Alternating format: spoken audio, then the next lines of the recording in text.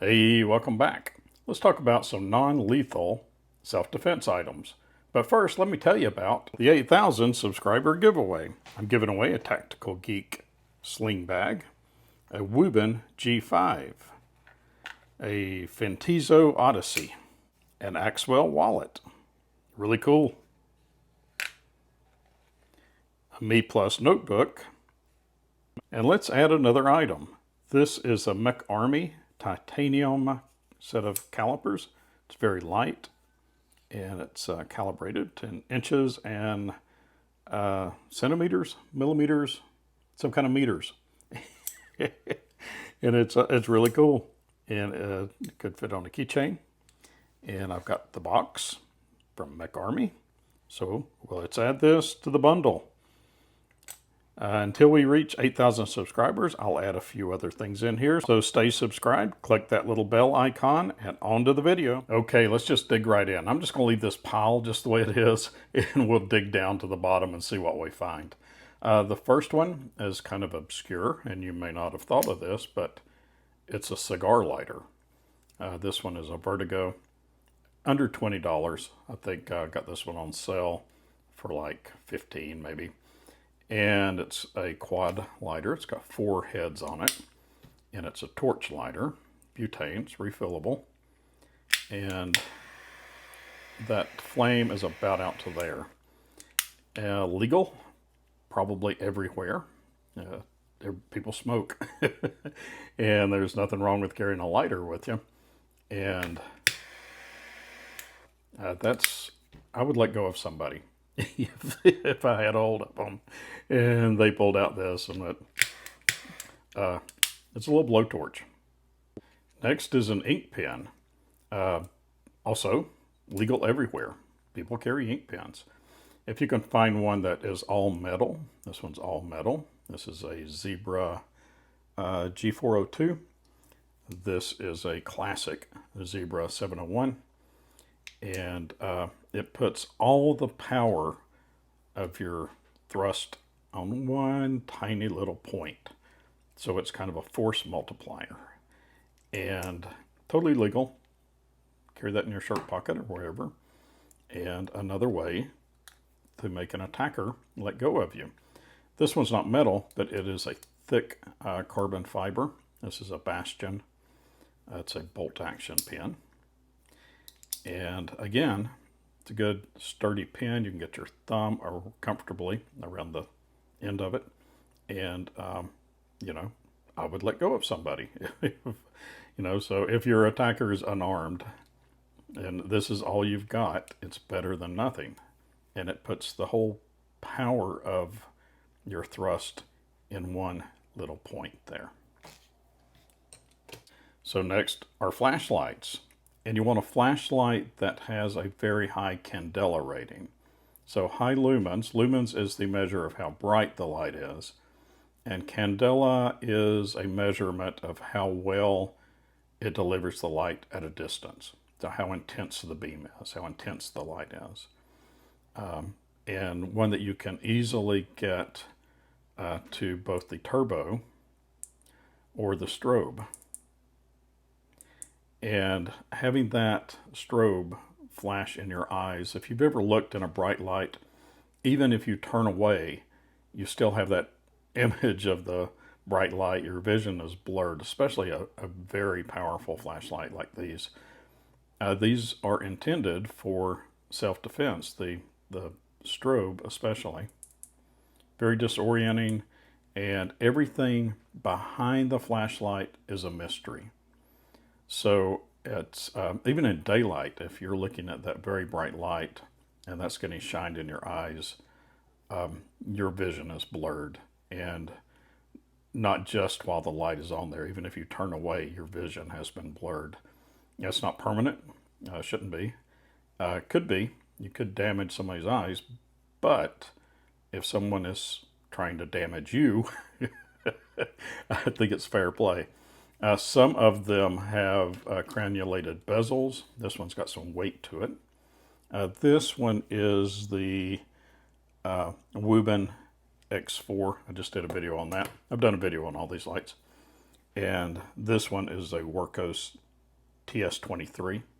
It's got a tail switch, and there's your turbo. So very bright, and it's got some weight to it, and it's got a crenulated bezel. Makes a good impact tool. It's even got some weight in this direction if you needed to.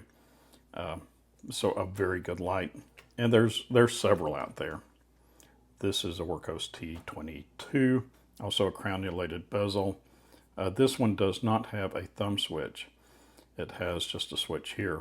I think one with a thumb switch for a defensive flashlight already puts the light in this orientation. This one, you'd have to use your strobe, and then if you needed to turn it into a impact tool, you'd have to reposition it in your hand. Where some of these others that have a tail switch, it's already in the right position to use as both a flashlight and an impact tool. It's also good for looking in dark corners, so it's also a preventative thing. So, bad guys don't like the light of day. And with a flashlight, you can deliver the light of day during the night. And so it's good for prevention. It's just good for everyday carry too. It's nice to have a good flashlight, especially in a power outage. But also for a self-defense tool, I think it's a must carry. I think flashlight should just be part of everybody's everyday carry. And if it's got some tactical advantage to it, this is the Workhorse TD07. Small, could fit into the pocket. It's got a ring in there so you're not going to drop it. It's got a tail switch. It's got a crenulated bezel. It's a very bright light. Also a good option. Just about all flashlight manufacturer companies make some form of a tactical flashlight that can be used, if you need it. This is the Workhorse FC12. Not as bright as some of these others, but the reflector is very deep, so it makes the light a very tight beam. So also a good one. This one has a side switch and a tail switch. So also a good choice. Not too heavy in the pocket, and it's slim, so you could fit it in your pocket. It's not going to do any good if it's buried in the bottom of a bag, so have some good awareness of where you're going and whether you think you might need that to be more handy. You can pull it out and stick it in your pocket, but a very good option. And lastly, let's talk about pepper sprays and gels. I've carried pepper spray for a long time, me and my wife both. When we were riding bikes, we used to ride bikes a lot, and we carried both Sabre and Palm. This is Sabre, this is Palm. Palm is a little bit thinner, more pocket friendly. This is Sabre Red Gel, and this is spray. I believe both companies make both spray and gel. I like the form factor of this for everyday carry. It slips in the pocket really well. Gel is good for high wind, and you can get the spray or the gel to the target without too much blowback. The disadvantage is if you spray this once and you've got several sprays in here, this can clog up with the gel as it dries. And also for dogs. Dogs' sense of smell is tens of thousands times more strong than humans. So if a dog is charging at you, and that would happen often when we're riding bikes.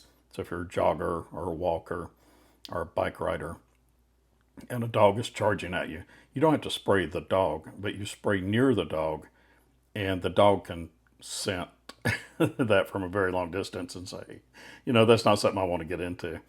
So it's very good for that. I like spray too for if you're moving and your target is moving. This is more general. It really gets out there much more than a gel you have to be really accurate with.